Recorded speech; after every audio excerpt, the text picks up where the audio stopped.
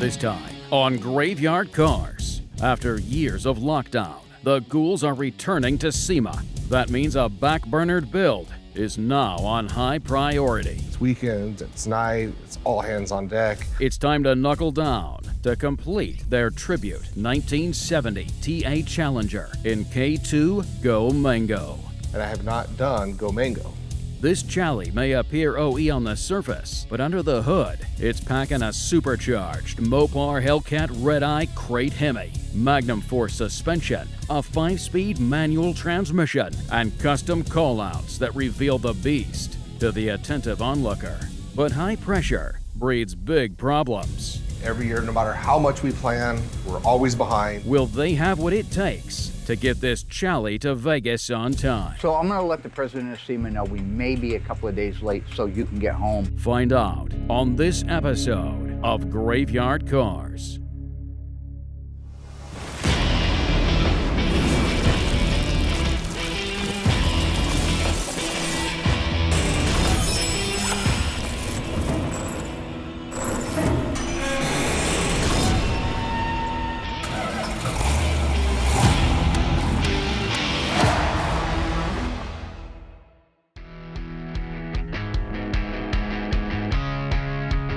So currently we are working on our next big project for the SEMA show. This is our Mopar display car that we work in conjunction with Mopar and build every year, nearly every year. The first time we had any exposure at all to the SEMA show was 2016.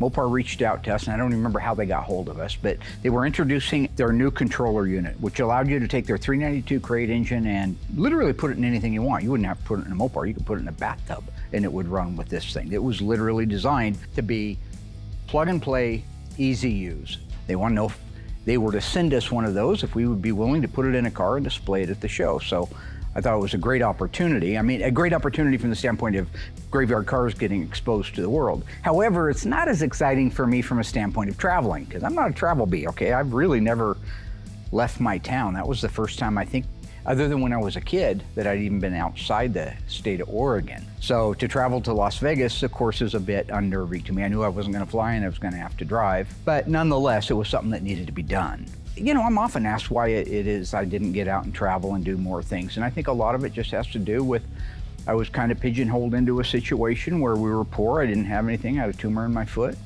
I was colorblind. I had Osgood-Schlatter in my left knee. I think I've mentioned that to everybody before. A very small bedroom, 10 by 10, just a little bitty thing. If you wanted to change your mind, you had to go outside the room. That's how small it was. I mean, I had a rough time. The car that we ended up deciding we would use for this was a 1971 Plymouth Barracuda that I had been dragging around with me for many, many years, waiting for an opportunity, and this was the opportunity. We decided that we would make that car FJ6 sassy grass green. We went with the 392. They supplied us with 392 in the controller. We put a 6-speed Tremec TTI exhaust on it. Ron from Magnum Force, first time I ever met him, came up and helped us put in his Magnum Force coilover transformer suspension. We put a Moser Dana rear end underneath it. It was just a really, really great looking car. And we since then, of course, we've evolved a lot about the kind of provisions that we put into a car when it's getting that kind of stuff. But back then it was kind of trial and error. But in the end, that car came out just absolutely beautiful. Now in 2017, Mopar wanted to introduce their Hellcat, the Hellcat 707 horsepower engine with their new controller. What we did have was a Superbird tribute car that we were building for a gentleman on the East Coast that commissioned us to do it. It was going to be a 446 barrel. In fact, at the time that we made this decision to put the Hellcat engine in it, it already had a 446 barrel in it. We were past the drivetrain. We were ready to put the rest of the car together. I called the guy, he says, yeah, why not, let's do it. So that's why that car got elected. It was 2/3 done. Since we only had 3 months to finish it, that was perfect timing. And Ryan, at the time, my body man, did a phenomenal job on the car. It came out just beautifully, took his time, did an excellent job. Painted it limelight green, that was the color of that car. For the Roadrunner body, we converted it using a Ted Janik Superbird conversion kit, so the nose, the wing, all the pieces that go with it. We put the Hellcat with the controller in it, with a 6-speed Silver Sport, again, the TTI headers and the motion, all that stuff in it. It came out absolutely beautiful. It was a hit at the show, a huge hit at the show. We were actually featured on the red carpet, which is an invite only. So for me, all of the SEMA shows, that was probably my favorite.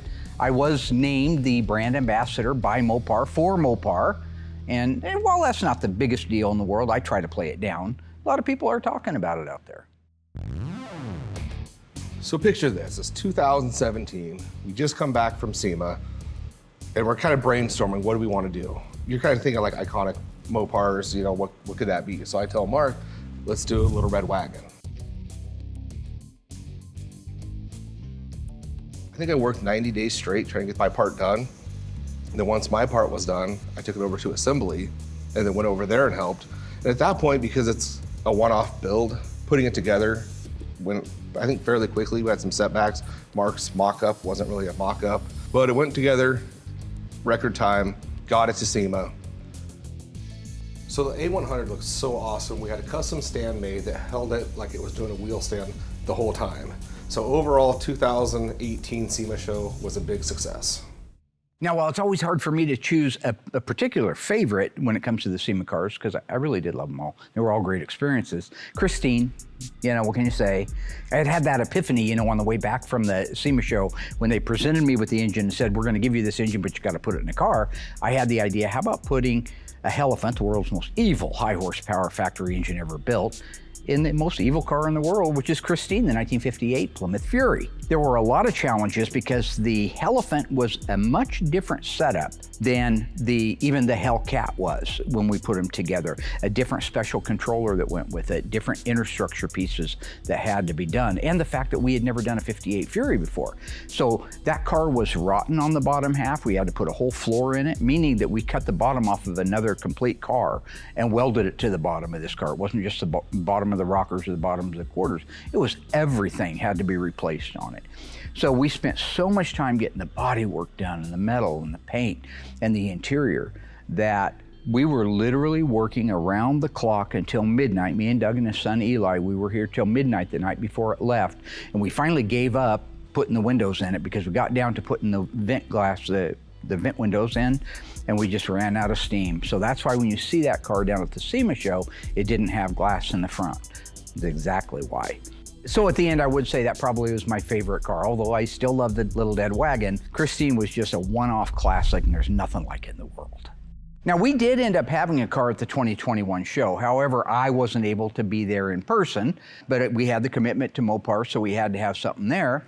We ended up deciding to send Mr. Martinez, beautiful little 1970 Roadrunner, 392 Hemi crate engine that we did a couple years ago with a 6-speed Tremec transmission, Dana 60 rear. That car was a really big hit. Even though it was a bit of a scaled down show because of the post-COVID fallout, the car did really well, and Mr. Martinez had a ball showing off his pride and joy. But all of that brings us up to where we are now, which is the 2022 SEMA show. And we have an awesome car that we're preparing for this. I'm excited to get down to the show and see my friends that I haven't seen in almost 3 years. You know, Mopar ended up kind of adopting me and I adopted them. And so we have some really good friends that it's gonna be nice to circle back around with. I can tell you why my dad likes SEMA. And it's not for any of the reasons he mentioned. It's because, for one, everybody's telling him how great he is. It's like he's a celebrity. Everywhere he goes, people know who he is, people know his name. So he can't get enough of that. I mean, it just winds him up even more. And the second reason why my dad likes SEMA is all the girls. Okay, all the paid models that are standing at the booths to take pictures with people, he thinks that they like him. I wanna be clear here. The girls that are in the pictures with my dad get paid to be there. They're professional models. I think it goes without saying that they're not crazy about him. They don't think he's handsome or that he's super funny. They're there to get paid. So my dad goes home with a camera roll full of pictures of him and these models, and he likes to go around and show people all the girls that want to take pictures with him. Like they were there to see him, like they're his fans. No. My dad made us stand in line like it was Disneyland for a half hour each time before I had to drag him away, so it's ridiculous. So the car that we have chose to do is a tribute to the 1970 Dodge Challenger Trans Am edition. Started life, the one we're doing, as a 446 pack 4-speed. You go, why would you butcher that with all these pieces? And that's not fair because that car was missing all of the original drivetrain to it. The original fender tag was gone, door vents gone, no title of the car. It had all kinds of problems that made us choose that one. And it was a really good body and it already had the metal work done. So that's why we opted to go with that car. Now, what I did was I put Will in charge of making sure that car got done on time because I'm just too busy with everything. And I know that he's very passionate about the SEMA show and he takes it seriously. And I have full confidence in his abilities to make sure that that car looks like $1 million.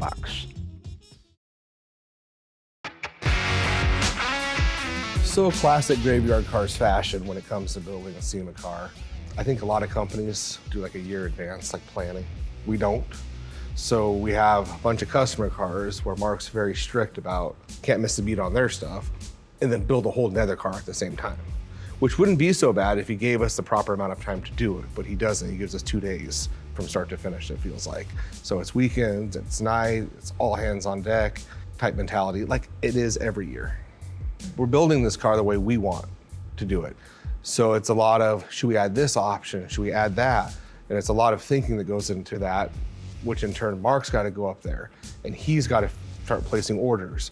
I got Justin getting the body prepped for all of this to come together at once. Now again, this is a tribute to a 1970 TA Challenger.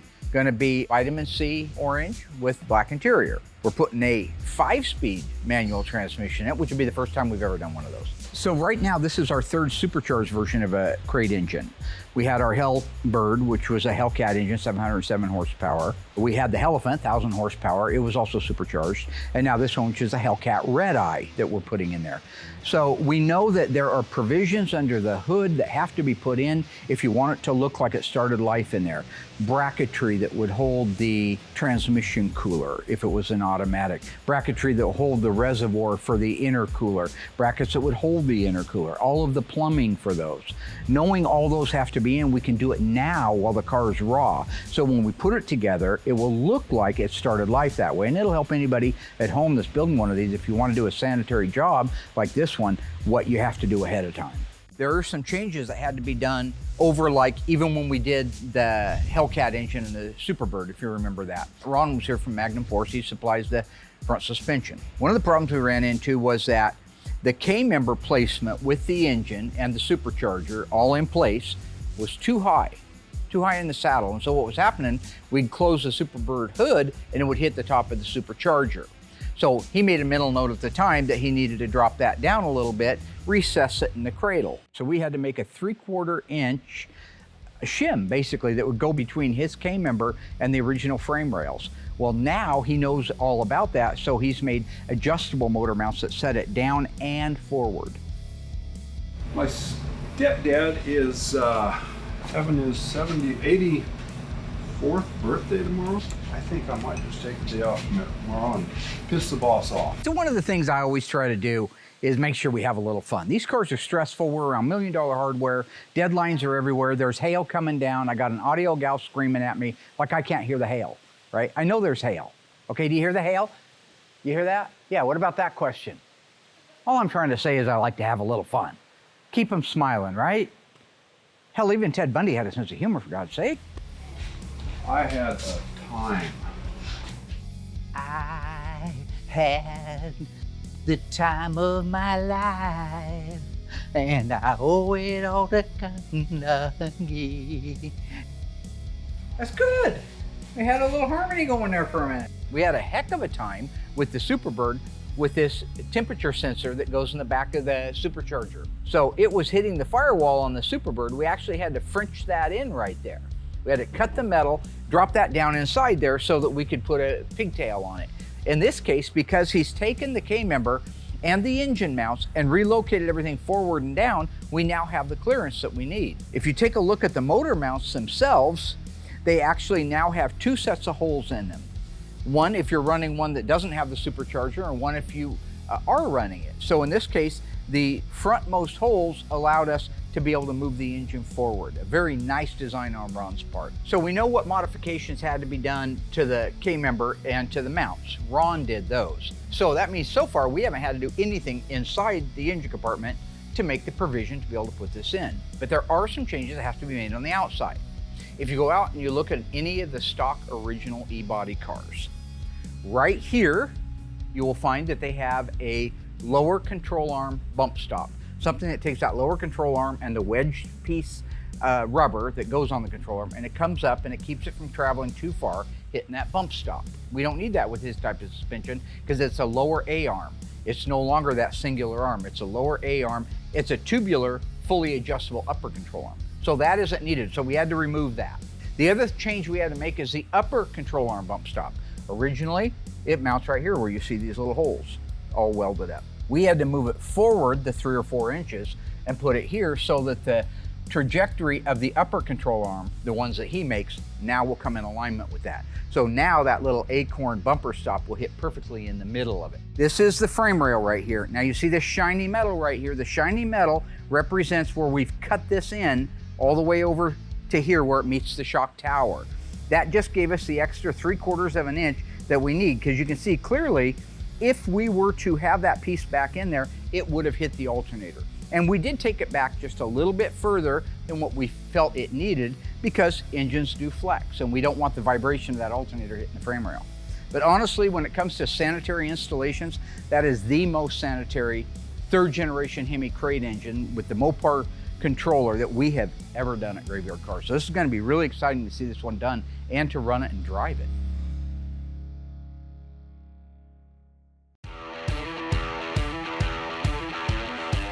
Let's throw this on, see if we have good clearance. One of the cool things that we've learned over the years is these engines with the supercharger sit high. With this car, it's a TA, which means it's gonna get a black hood, which has a bubble that comes up and it gives you a lot of clearance underneath.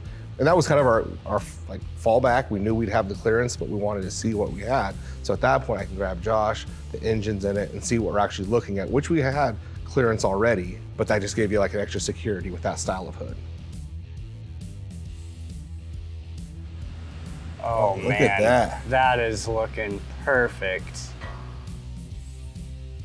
The hood fit couldn't have went better. So you figure that hood's gonna sit like that. So I don't think we'll have to make any provisions. So at that point, we were able to just pull the hood off, get it out there to Michael, and let him continue doing his body work on it. So the Hellcat engines have a lot of plumbing that go to them. Mark asked me to make all the provisions before we did paint. We had to make a couple brackets for things that are unique to this Hellcat engine. I wanted to make everything as clean as possible and look as factory as possible, even though they're not. We had to build mounting brackets for the supercharger coolant reservoir, and also had to drill a couple holes for all the lines that go to it. We also had to create some brackets for the supercharger coolant radiator, and also some brackets for the water pump for that system as well. Cool things about this car is Mark told me I could paint whatever color I wanted, and was shocking. So if everyone at home knows me, first thing we're gonna do is we're gonna go pink. But pink was the only color I couldn't do because it's too limited of a market to sell the car. So that sucked. So then I went, oh, red. Red makes sense. Everybody here loved the idea. Then I slept on it and realized our last 2 SEMA builds were red. So I don't want to do a 3rd red one. So then I started thinking, what color have I not painted yet on the outside of a car? And I have not done Go Mango. Sprayed it out, sprayed a few pieces, get a good look at it, and actually went around and showed the other guys here at the shop to see what they thought, and everybody just hands down loved the color, so we went with it, and was 100% the right choice. With this car, it is a metallic, and the metallic's different than Hemi Orange. And these colors, while may seem similar, they're not at all, and the metallic is very prominent in the orange. You can just see it plain as day. I could have panel painted it, but we went ahead and went with base clear. Once I cleared this thing, it popped, the metallic did. Because it is a fine metallic, I was still able to panel paint it. I didn't have to paint it together. So that was still nice, and the car is just absolutely amazing color. You know, I love PPGs. Their products were meant for these cars originally, and it still holds true now. And even spraying this car out in single stage, because some of it is single stage, you can't tell the difference. It looks just as good as the base coat, clear coat version. Still to come, with the pieces coming together like clockwork, this Tribute 70 Challenger with custom suspension, 5-speed manual transmission, and the supercharged Hellcat Red Eye built out and pre-fit. What could possibly go wrong? Oh, then there's Anthony. Will the pressure on Mark's lead painter prove too much to meet the deadline? If this was our last SEMA build, I didn't want to hire him. Find out when Graveyard Carz returns.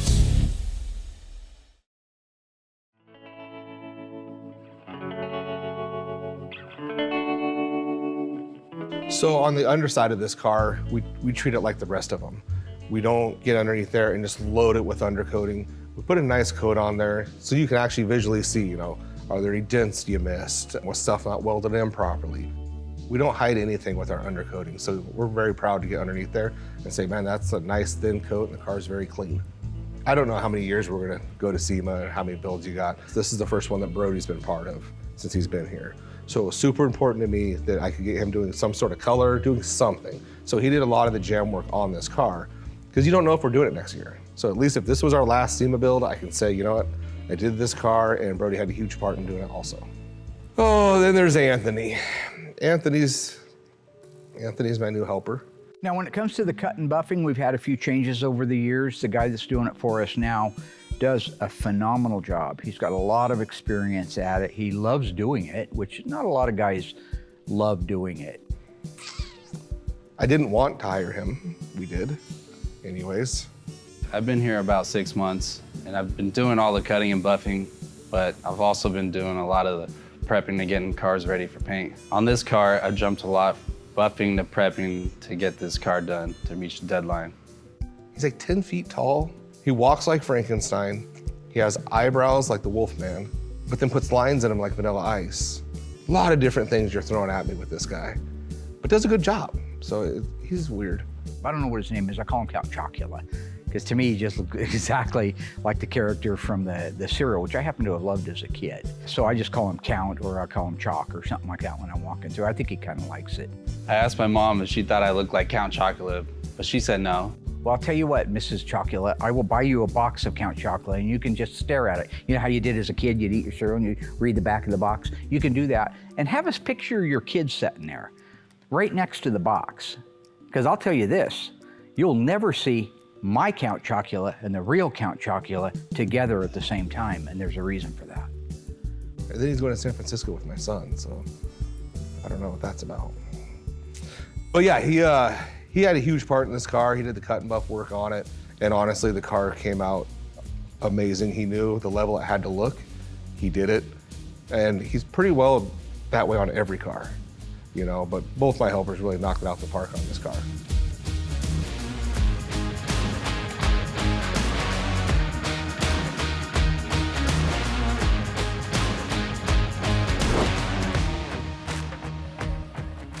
Just like clockwork every year, no matter how much we plan, we're always behind. This is going to get painted today. I've done the parts and pieces, so as soon as it's painted, give it about 3 days, then I'm gonna give it to my other guy to do all the cut and buff, get it over to Justin, and then we should be good, and that'll give him a good 25 days to build a car from start to finish.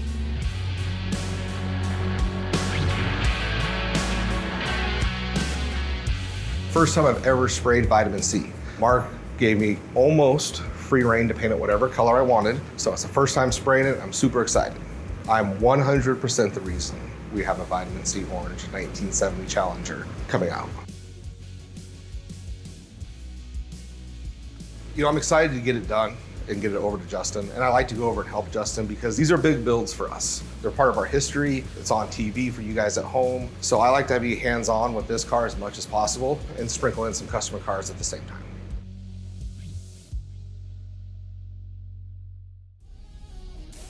So one of the things that's changed here at Graveyard Carz is our main shop that we've been sharing some stuff with you that does our upholstery work. Stan's Upholstery is finally shutting down. Of course, as soon as we get a good shop and we start using them, he wants to retire. So the owner retired, closed his shop down. The nice thing is I had a conversation with his 35-year-long employee, Marty, who does all the work when we send it over there, and offered him a job.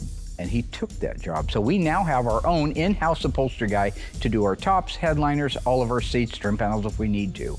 So I mean, that was really a blessing. Let's do the do. I like Mountain Let's Dew. lay this mother humper in. Nothing to do with Mountain Dew, old buddy. Well, I sure like Mountain Dew. For the SEMA Challenger, I built out a brand new Mosier E-Body Dana 60 with 354 gears and 11-inch rear drums. So if it was a real TA, it would have had 11-inch rear drums. The E-bodies and the B-bodies, basically, we have the same standard operating procedure when it comes to installing the drivetrain. We put the rear axle assembly in the car. You now have about, I'm guessing, maybe 400 pounds or so, maybe a little bit more in the back end. This is a Dana, a Mosier Dana rear end. So it counterbalances the back of that car. So we can go up front now and put that 600 or 800 pound front half of the drivetrain in the car and not worry about it tipping forward.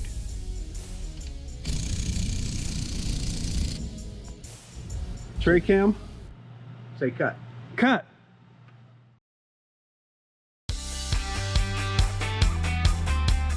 Since we pre-fit everything on the Hellcat Red Eye, it made assembly go really easy.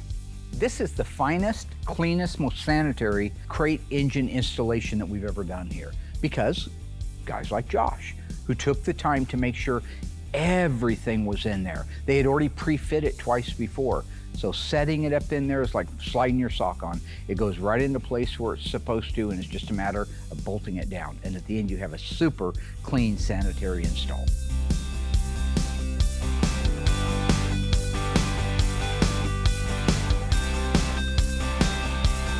So even though I couldn't pitch in with this build because I was off having tiny tray, I'm still really proud of the team that my dad's put together here at Graveyard Carz. Back at the beginning, it was just Will and my dad, and they did everything. But now we have a team that pitches in wherever we need them, and even if it's not their specialty, they'll still jump in and help. So it's a good day to be at Graveyard Carz. We're ahead of schedule, which is nice. I think Justin and Josh did a very good job at planning and mocking things up and falling together all nice. Man, Brody, this is looking really good. It's definitely nice to be able to work on them like I have been. You did really good prepping this thing. Thank you. All right, I have a different way of teaching. I'll admit that. I do very much believe beating somebody down to where they're just hopeless and have no reason to even come to work, and then building them up from there. You can't have a rainbow if you're not willing to put up with a little bit of rain, right? You know who said that? Dolly Parton. All right, there we go. She turned out pretty smooth.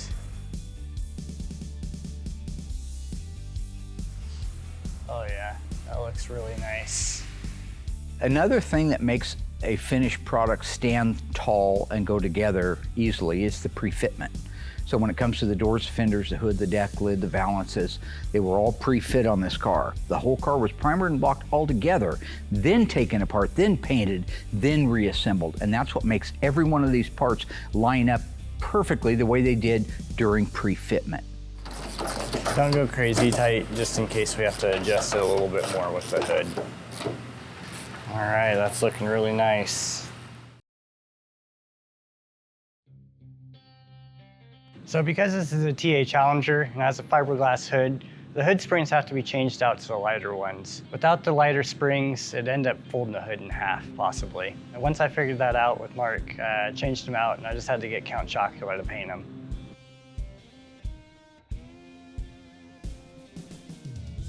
On our hood, we want to keep it just like factory. The underside's unfinished. I used PPG, it's flat black, sprayed that on the jams, flipped it over, and did the top of it. Dried, looks amazing. Then we put it on the car, and that was like the final piece that car really needed. So between the stripes and that hood, it looked amazing. It's hard because I don't like the way the hood looks underneath because it's unfinished. But that's the way factory is. And we have done such a good job of knocking these lids out, it's a shame.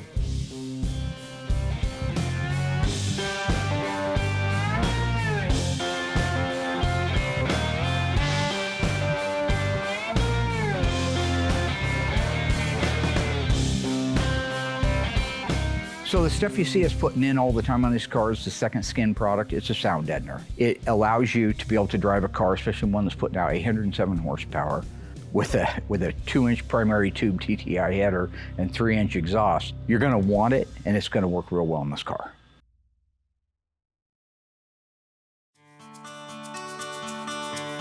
Over the years, we've trained a lot of people at Graveyard Carz on how to do assembly, and some have stayed with us, some haven't. Eventually, it seems like they all move on. But right now, I've got a pretty good team. And so they know exactly how a car has to go together, what my criteria and standard operating procedure is for putting these cars together. It's fun for me to sit back and watch a team of guys go an assembly that has to be done in a month or 2 months and know that they already know what the right hand's going to do in the left hand and what they're going to need. It just helps make it a very fine-tuned assembly line.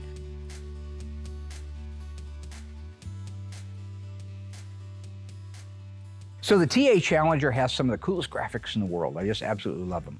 Now the trick with these graphics is it stops on the quarter panel, okay? So you have to put the door on first, get it exactly where you want in space. Then you would put the quarter on, then you would put the fender on. That means you have to lay everything out ahead of time. We lay it out, we put a piece of tape at certain points, and we put a mark on the outside lining of the decal to match up and correspond with the actual tape that we have on the car. So when we do have the solution on it and time is of the essence and we gotta move fast, we can just take that decal, wet it down, put it in place, move it side to side, up, down, line it up, and nail it down.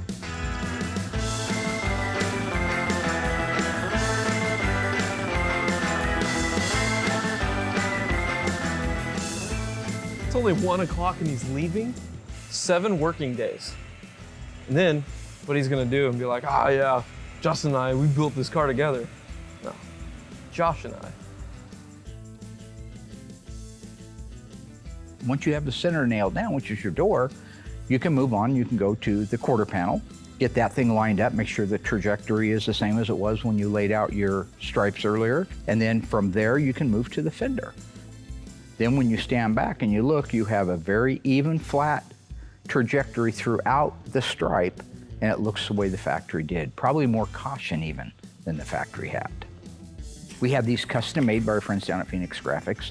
We had the 340 and the 6-pack replaced with the 6.2 red eye, which is just a really cool touch to it. Keeps it all in the spirit of 70 TA Challenger. So when you add those to the TA, I think it speeds the car up. I think it gives it a forward rake look, and I think it's just one of the best graphics in the world.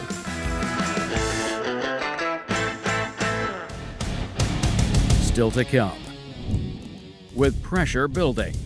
This guy's been working around the clock to get the car done in time for SEMA. Yeah. What was that? Mark turns up the heat to keep the team on task. Smile, you little freak! This crate Hemi, Hellcat Red Eye, needs some custom exhaust before they can fire it up. Can we start it after that at least? Yes, can we at least do that? We definitely can. I want to hear the exhaust. We're going to tighten it down and then we can hear the exhaust. But will the team survive their own venting? What have you been doing?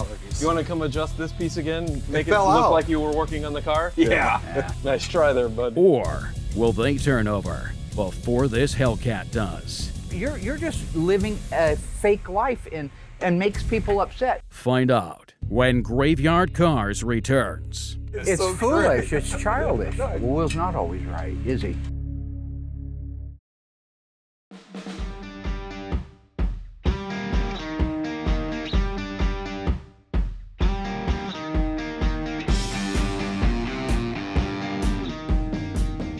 All right, first thing on this particular system that we're gonna have to put in is our megaphone exhaust. We're gonna start on the driver's side. Yep. That's super cool, isn't it? I love it. Mopar It's came awesome. up with that. So the last thing we had to do before we could do an initial fire up of the car and just make sure that all systems are go, because keep in mind, we've never ran this engine before, it's brand new.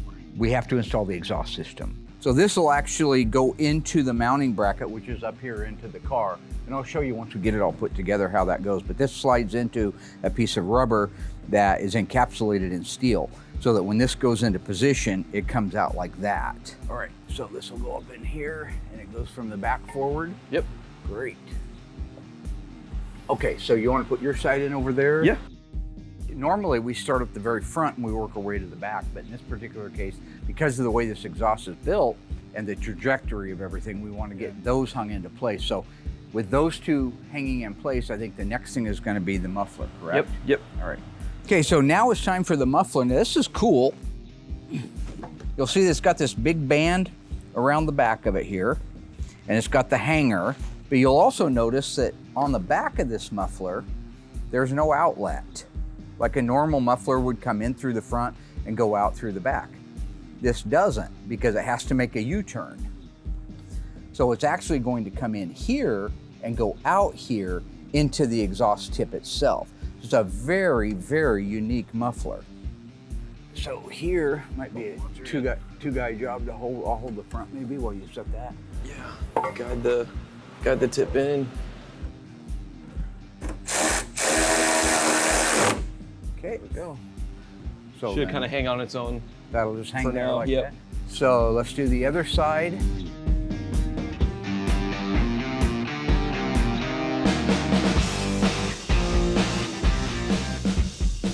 So now it's time for the head pipes. This is an original TA Challenger head pipe. But what we had to do is we had to modify it. If you look here, you'll see, because we're running the TTI headers on it, we couldn't use the original system, which is this one, where it would have bolted to the HP exhaust manifold, had the flange on it, and it would have rolled back. We can't run that because we have this collector here.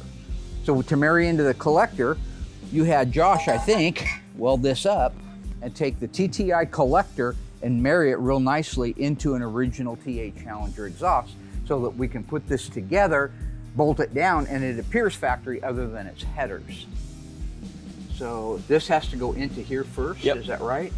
Slide that in. It'll stop on its own. And then this goes up to there. Yeah. Just rotate. It's rotated. Accordingly. And you put your bolts in.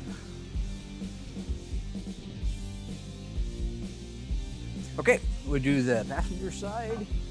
This one slides in first, like that, and then this gets rotated up like that right there. Yeah. Okay. Mary, Yolanda, Lisa, Alice. Hey, Nadine. Hey, Will. Hey, buddy. I didn't know, you must not have heard me. You got a second, old tiger? You can come here. I need you down here. So, you know, Mark and Justin are hanging the exhaust on this thing. And I had made eye contact with Mark, and at that point he calls me over, which, I mean, he is my boss. So I should go over, but still I'm reluctant to go over. But then it goes back to where he's the boss, so I have to go over.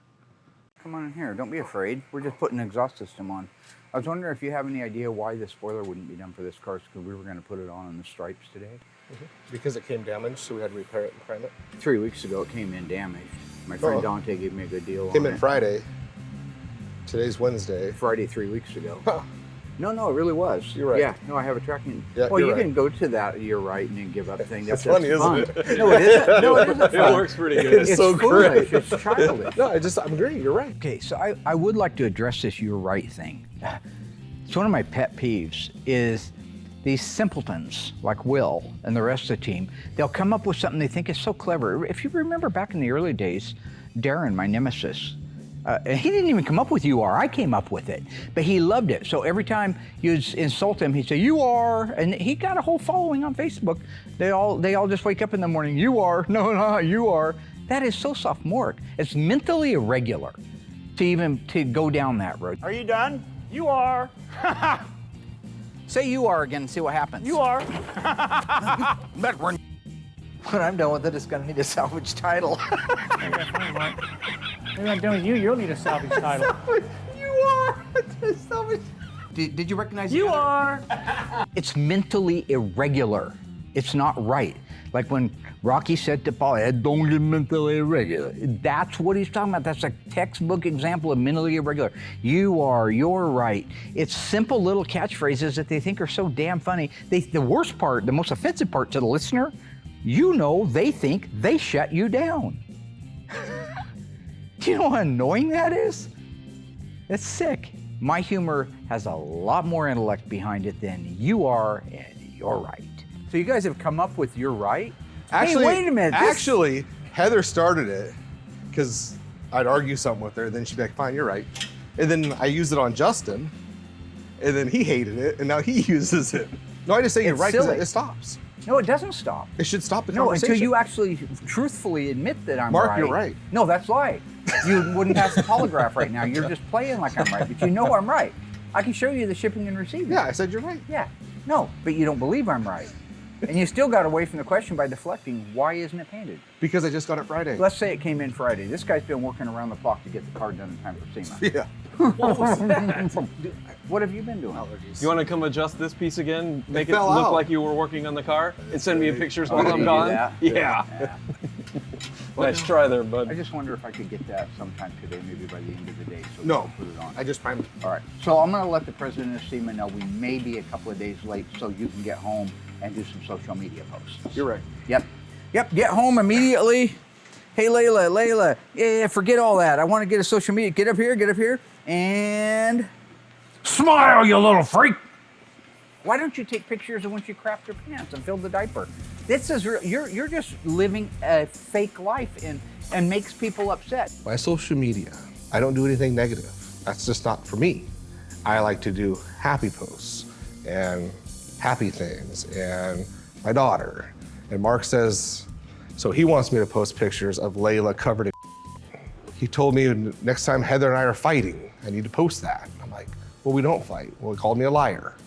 Show the downside. Don't always just show the upside. Okay. Show the downside. Justin, I'll get you the spoiler as soon as possible, bud. Appreciate it. My problem with the Facebook stuff and all these posts about how great life is, it's fake news and it's not healthy for somebody who's having difficulty in their relationship or difficulty in their life. Show the real world. Show the kid's diaper full, the kid's sick. He wrote red rum on the wall in the bathroom, right? Show the picture of your wife breaking your favorite dish or your favorite mug. That's America. That's the Norman Rockwell that we all grown to love and cherish and nurture and hold tight to ourselves. That's what I want to see on Facebook. Okay. I don't even know. Got the exhaust system setting in place. All we got to do now is tighten it down. Then can we start it after that at least? Yes, can we at least do that? We definitely can. I want to hear the exhaust. We're going to tighten it down and then we can hear the exhaust. Oil is full. I checked it. Antifreeze is full. You bumped it to make sure it would fire earlier, but we haven't ran it with this exhaust. So to me, one of the most dramatic moments in a build is the fire up of the engine. Now, when it comes to our other engines, our standard replacement engine, 383, 340, 318, 440 Hemis, we've already ran the engine. Okay, we already know that it runs. It's just a matter of, is it getting fuel from the tank up to the front? Has it got spark? Has it got power to the coil? But when it comes to these, there's a lot more nail biting involved. If you look at the number of wires that had to be extended, because we wanted to put the computer, the CPU, everything inside the car, nice and sanitary. We built a place on the back of the glove box for it. We had to extend all the wires. So that's a lot of soldering. That's maybe 50 to 100 wires. Maybe one of them didn't get a good bite, a good connection. There are a lot of things. Maybe the fuel isn't delivering from the tank all the way to the front. This is all kind of brand new prototype stuff. So there is a lot of excitement and I guess attention to all the detail when it comes to firing one of these engines up because it needs to run.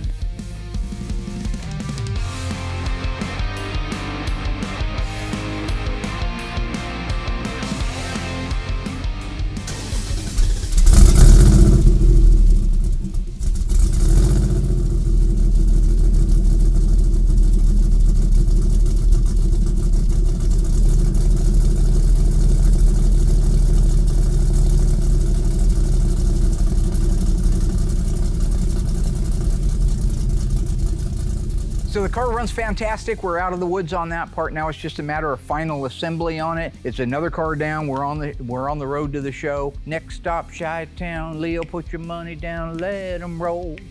One more for the road. Oh, Candida.